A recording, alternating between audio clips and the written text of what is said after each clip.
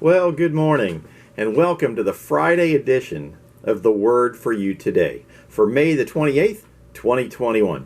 And today's title is an unusual one. Throw 'em all out. And I must confess that having been a baseball umpire and a basketball referee, that thought has crossed my mind more than once. Just throw 'em all out. So, with that in mind, let's dig into today's devotion. When you're trusting God for a miracle, nothing will drag you down faster than unbelief. Plus, it's impossible to know what God is doing based on how things look on the surface. Paul writes in his letter to the Hebrews in chapter 11, verse 1, that now faith is confidence in what we hope for, and assurance about what we do not see.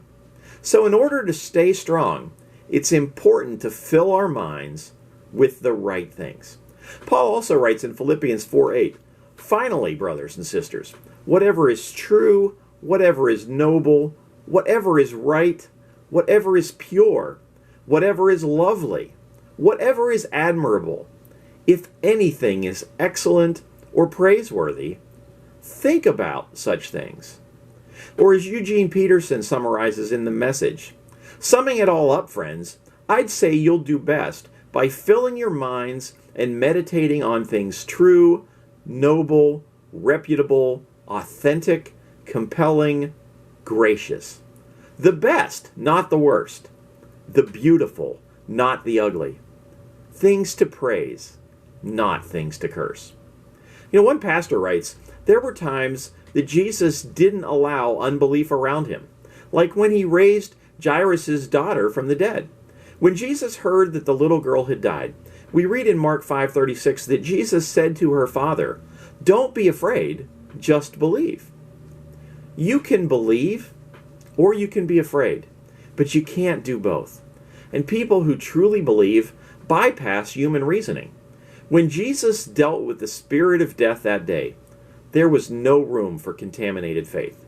So, we read in verse 37 that when Jesus went to Jairus' house, he did not let anyone follow him, except for Peter, James, and John, the brother of James. He took those who believed in miracles. And what happened next? In verses 38 to 42, we read, when they came to the home of the synagogue leader, Jesus saw a commotion, with people crying and wailing loudly. He went in and said to them, why all this commotion and wailing? The child is not dead, but asleep. But they laughed at him. And after he put them all out, he took the child's father and mother and the disciples who were with him and went in where the child was. He took her by the hand and said to her, Talitha cum, which means, little girl, I say to you, get up. And immediately the girl stood up and began to walk around. She was 12 years old, and at this, they were completely astonished. Humanly possible, or humanly speaking, your situation may look impossible. But when you throw out all of the naysayers and the doubters, and you believe what God says, you'll get results. And that's our word for you today. Now this weekend, as you continue in the Word for You Today devotional, we've got back-to-back devotions on the rewards of kindness as it talks about the life of Rebecca from the Old Testament. So I encourage you to read those this weekend.